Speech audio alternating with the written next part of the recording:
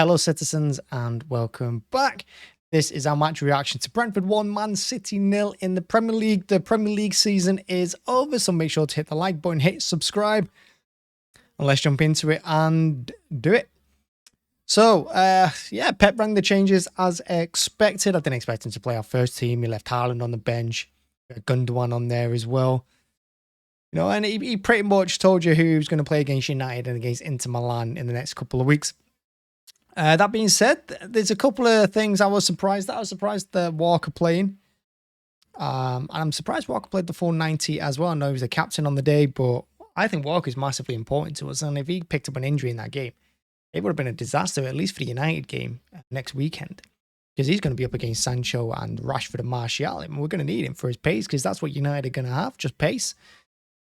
So he's very important. So I'm surprised Pep played him, but I guess he wanted him nice and sharp for that game. Edison came back in the team as well. Mahrez was there. Foden was there.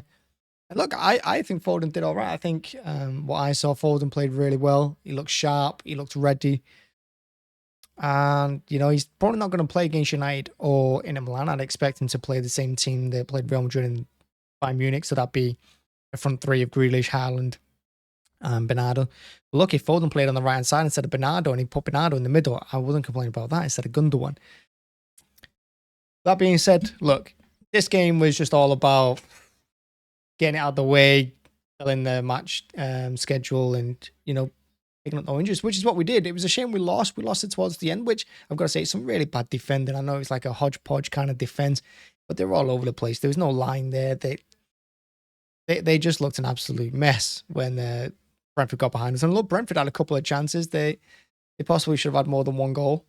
We were denied right at the death. Ben Mee blocking it on the line, of course. Of course, it had to be Ben from Palmer as we got an equaliser in the 90th minute.